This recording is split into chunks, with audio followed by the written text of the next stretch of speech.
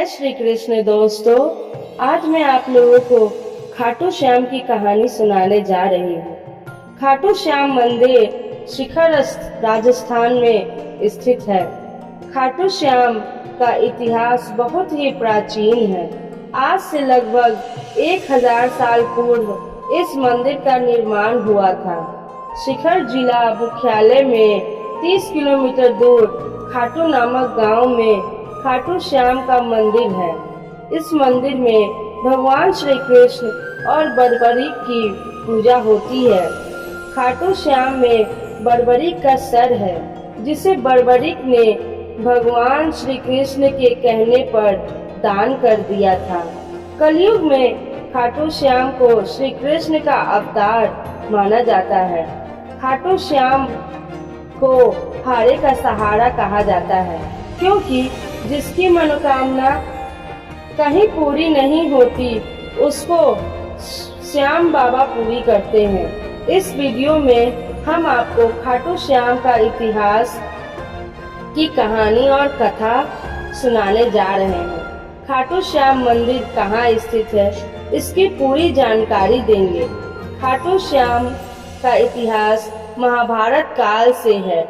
यह पांडु पुत्र भीम के पुत्र, जिनसे खुश होकर भगवान श्री कृष्ण ने इनको कलयुग में अपने नाम से पूजनीय होने का आशीर्वाद दिया था।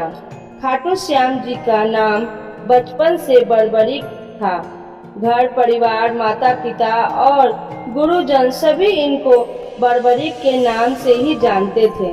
भगवान श्री कृष्ण ने इनको अपने घुंघरालू बालों के वजह से श्याम नाम दिया था। खाटू श्याम जी को श्याम बाबा, दीनों के नाथ, कलयुग का अवतार, शीश के दानी, खाटू वाला श्याम, हारे का सहारा, लखदाता, नील घोड़े का असवार, खाटू नरेश आदि नामों से भी जाना जाता है। खाटू श्याम को मोरबी नंदन भी कहा जाता है। खाटू श्याम जी की कहानी की शुरुआत मध्यकालीन महाभारत से हुई थी। बलवान भीम के पुत्र का नाम घटोत्कच था। उनका विवाह दैत्य राजा मोर की पुत्री कामनकंटा मोरबी के नाम से जाना जाता था। मोरबी और घटोत्कच ने एक पुत्र को जन्म दिया। उनका नाम था बर्बरीक। बर्बरीक ने भगवान श्री कृष्ण से युद्ध कला सीखी थी। बर्बरीक ने भगवान शिव की तपस्या की, जिनसे प्रसन्न होकर शिव जी ने 3 बाण दिए उसे।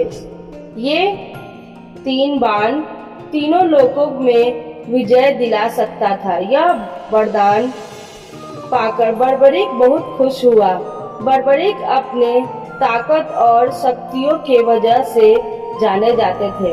महाभारत काल में जब कौरवों और पांडवों के युद्ध में होने वाले थे, तब बर्बरीक अपने माता के पास गए और युद्ध देखने की इच्छा जताई। इस पर उनकी माता ने उनसे पूछा कि तुम किसकी तरफ से युद्ध करोगे। इस पर बर्बरीक ने कहा कि जो हारेगा मैं उसकी तरफ से युद्ध करूंगा। माता ने आज्ञा दी। माता की आज्ञा मिलने के बाद बर्बरीक महाभारत का युद्ध देखने निकल पड़े। भगवान श्री कृष्ण ये सब देख रहे थे। श्री कृष्ण जानते थे कि अगर उन्होंने बर्बरीक को नहीं रोका तो युद्ध का परिणाम बदल देगा। रास्ते में जाते हुए बर्बरीक को श्री कृष्ण ने ब्रह्मांड में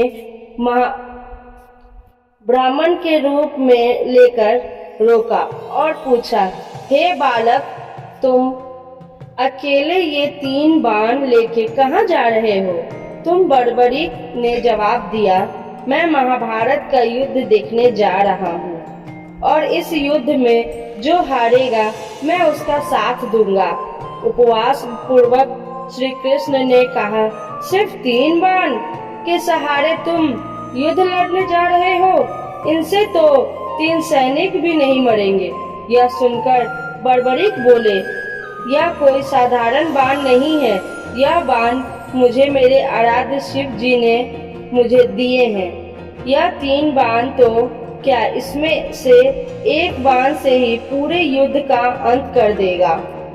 हालांकि श्री कृष्ण यह बात जानते थे। बड़बड़िक को रोकने के लिए श्री कृष्ण ने उनकी परीक्षा ली। श्री कृष्ण ने बड़बड़िक से कहा, हे बालक, इस पीपल के पत्ते को भेद कर दिखाओ। तभी बड़बड़िक ने एक बाण निकाला और अपने आराध्य को ध्यान करते हुए बाण छोड़ा। वह बाण सभी पत्तों को भेदता हुआ बाहर निकल गया। बड़बड़िक ने ब्राह्मण से पूछा, आप कौन हो और मुझसे क्या चाहते हो? इस पर ब्राह्मण ने जवाब दिया कि मुझे दान चाहिए, तुम दे सकते हो? इस पर बड़बड़िक ने कहा, मांगो, आपको क्या चाहिए? ब्राह्मण ने उनका शीश दान में मांग लिया। यह सुनते ही बड़बड़िक समझ गए कि यह कोई साधारण मनुष्य नहीं है। इनसे ब्राह्मण तो अपने वास्तविक रूप में आने को कहा। तब भगवान श्री कृष्ण अपने असली रूप में बड़बड़िक को दर्शन दिए और अपने गुरु को सामने पाकर बड़बड़िक धन्य हो गए। तब बड़बड़िक ने रात भर भजन किया और दूसरे दिन फागुन शुक्ल पक्ष को स्नान करके अपने हाथों से बड़बड़िक ने अपना बिना देरी किए अपना शीश काटकर भगवान के चरणों में रख दिया।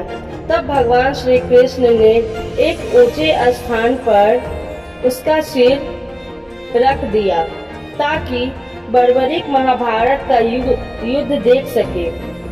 बड़बड़िक ने दान वीरता से खुश होकर भगवान श्री कृष्ण ने उन्हें अपना नाम उपहार श्याम भेंट किया। साथ ही आशीर्वाद भी दिया कि आने वाले युग में तुम मेरे नाम से पूजे जाओगे। जब भी कोई हारा हुआ टूटा हुआ भक्त तुम्हारे पास आएगा, तुम्हारी पूजा अर्चना करेगा, तो उनके सारे मनोकामनाएं पूरी हो जाएंगी। श्री कृष्ण ने बड़बड़िक के सर को एक ऊंचे स्थान पर रख दिए।